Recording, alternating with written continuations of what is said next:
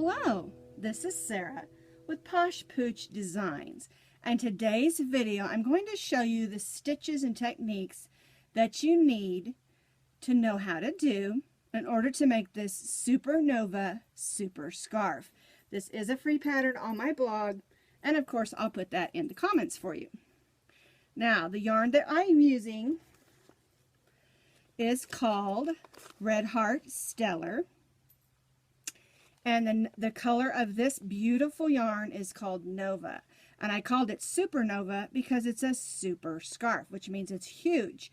It measures 84 inches long and 24 inches wide. And that also includes the beautiful fringe that I added. And can you see the sparkle in that? It's just gorgeous yarn. And you're going to need 3 skeins. Each skeins has 160 yards or 8 ounces, and you're going to need 3 of those to make this enormous scarf. And today for our demonstration, I'm using it in the teal color here. This is from the Mixology yarns, and it's a little bit thinner. This yarn for the Supernova is a 6. And so this yarn is just a little bit thinner, but I'm still going to show you what you need to know in order to make this scarf. It's very, very simple. And working with this kind of yarn can be a little bit challenging because it has the boucle or the bumpy loops. And the key thing to working with this yarn is to crochet loosely. And also choose a pattern that isn't too intricate.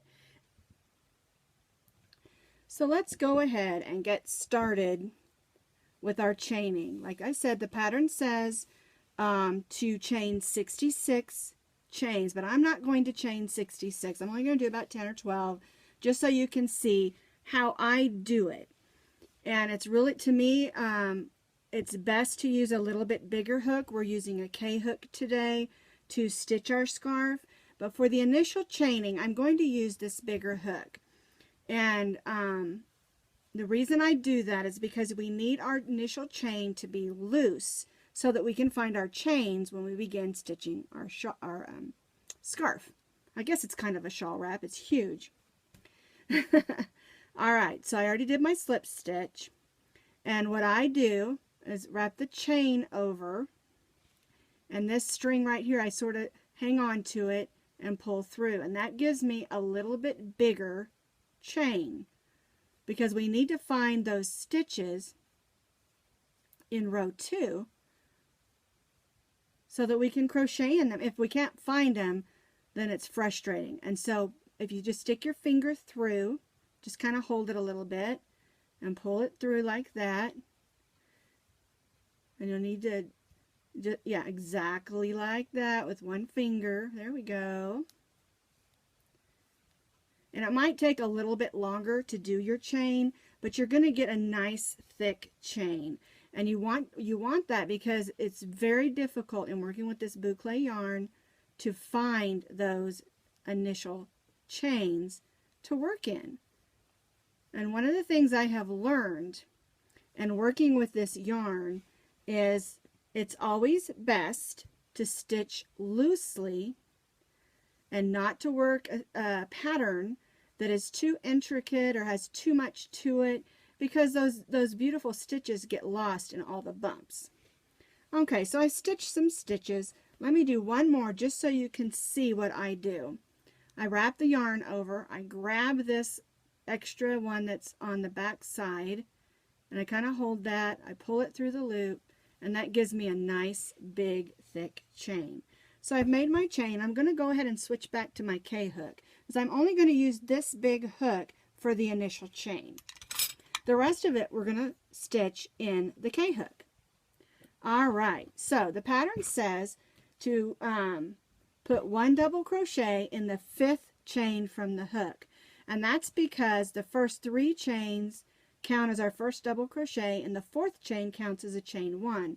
So the way we find those chains is just use your thumb and your finger. Here's 1, 2, 3, 4, 5. So now we're going to put a double crochet in the 5th chain from the hook. There we go. And you can see here's our initial 4 chains. We did 1 double crochet, and now we're going to chain 1. And we're going to, here's the double crochet that we stitched in. We're going to skip this next double crochet and stitch oh, goodness gracious, our next double crochet in the next one. So basically what we're doing is we're doing a double crochet, chain 1, skip the next chain right here, and then stitch a double crochet in the next chain. And this is the pattern you'll use for your initial row, and this sets it up for the whole rest of the scarf. So I chained 1, I'm skipping this next stitch, and I'm going to double crochet in the next chain. Chain 1, here's where I stitched, here's the next chain right here, and then here's the next one. So I'm going to double crochet in that next one. And remember, again, chaining loosely is the best way to work with this particular yarn. Alright, so we're going to chain 1, skip 1, and double crochet 1. This is the last double crochet I'm going to do just for this row. And of course, you'll do them all the way across for your scarf. So you can see how that works. And now for row 2, we're going to chain 4, 3, 4. And on every row, this chain 4 counts as a double crochet, chain 1. And then what we're going to do is we're going to double crochet in the top of the next double crochet. And this is really cool because it makes it super easy to find your stitches. Because for the rest of the rows, we're going to chain 1 and double crochet in the next double crochet. One more yarn out here. Chain 1, double crochet in the next double crochet. Chain 1, double crochet in the next double crochet. And you can see I'm stitching extremely loose, and that's the way that you want it. Say it over and over again. The best way to work with this yarn is to stitch loosely. There's my next double crochet, chain 1. When you get to the end of the row is where you'll stitch in those that chain 3 plus the 4th chain. What you want to do is make sure that you do your last double crochet in the top of the chain 3, not the chain 4, because that chain 4 counts as your chain 1 or chain 1 space. So you want to double crochet just so the pattern lays good in the top of the chain 3, and then you're going to chain 4. 1, 2, 3, 4. And this is the pattern that you'll do throughout your whole scarf. Chain 4, double crochet, chain 1, double crochet, chain 1, double crochet, chain 1, all the way across, and then your last chain 1, and you'll double crochet in the top of the 3rd chain, not the 4th. And that's how you do it. The whole thing is super easy. It works up super quick, and it makes a beautiful, beautiful scarf. Now, do remember that everyone stitches differently. So if you get to the end of the stitches, the end of the rows, as the pattern states, and it's not as long as you want it, make more rows. Or it's too long. Maybe you're shorter than I am and you want your scarf shorter. You don't have to do as many rows as the pattern calls for. It's totally up to you. Now, after we get our scarf finished, we want to add the fringe. So I'm going to show you how to cut your fringe and how to add it to the bottom edges of your scarf.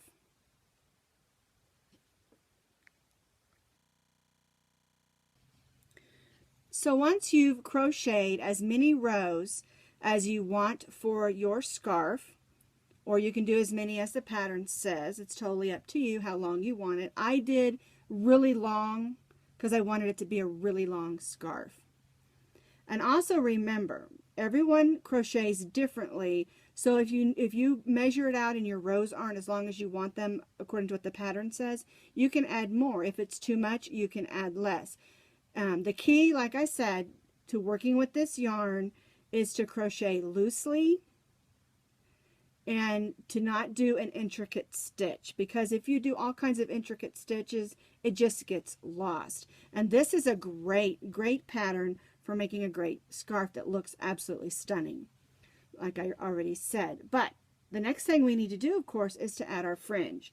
So what you need to do, I'm going to set that aside because we're going to need it in a second, is I took my tape measure and I laid it out flat, and I cut one fringe that's about 12 inches long. This one's about 13. And the thing is, I didn't want them to be perfect, so I did some 11, some 12, and some 13, so they kind of hang stair-steppy, and it's kind of fun. And so what you're going to need to do is you're going to need to cut enough fringe to add, because we're going to put 2 on at a time, and you'll need to cut enough of them in order to put 1 at the corner, 1 in each chain 1 space, and then 1 at the last corner. And I want to show you how to do that. Those over there. Now what you do is you put your, we're going to start in this corner, and you put your hook through. You take your fringe that you've cut and fold it in half and put your hook so that you're holding that fringe, and pull that fringe through.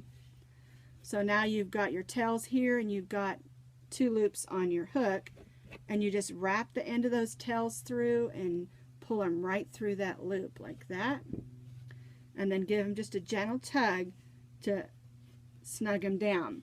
And that's in the corner. Then in each of the chain 1 spaces, we're also going to put 2. So we'll go right into that next chain 1 space, fold our fringe in half, pull it through, wrap the yarn around, pull that through, and I missed one, so let me go back and grab it. There we go. Which is normal when you're working with 2 strands. Give it a little tug. Now I liked the way it looked using 2 strands. Let me do another one. Next chain 1 space, put my hook through, fold those in half, pull it through, wrap it over my hook, and there we go. Get all 4 of them, sure did. And there's my fringe. Now I wanted to show you that the ends are not perfectly even, and I really like that. But if you want them even, just lay it out flat after you get the whole side done, and you can use your pair of scissors and just trim it across. I just really liked how it looked. Let me grab my other scarf here so I can show you the end. See how it's not perfectly even? I just love it. I just love how it turned out. And this yarn is just perfect. And so I put 1 on the corner with 2 strands, and then 1 in each chain 1 space. Oh, look, I missed one. I better get that one fixed. It's easy to do. Glad I looked at that. But isn't it fun how it looks? I just love the way this looks. And this pattern is just beautiful. And you can see how wide it is, and it's so simple. And you can see I double crocheted in every double crochet, chain 1, double crochet, and it's super easy. It's super fast. It works up really fast, and it's beautiful. It is perfect for daytime, evening. Throw it over your chair in your office so you can wrap it around your shoulders if you're cold. It's just absolutely a beautiful, fun, easy pattern, and it's a great way to get used to working with this boucle yarn because it's not hard, but when you're done, you have a beautiful pattern and a beautiful, beautiful Supernova scarf to wear.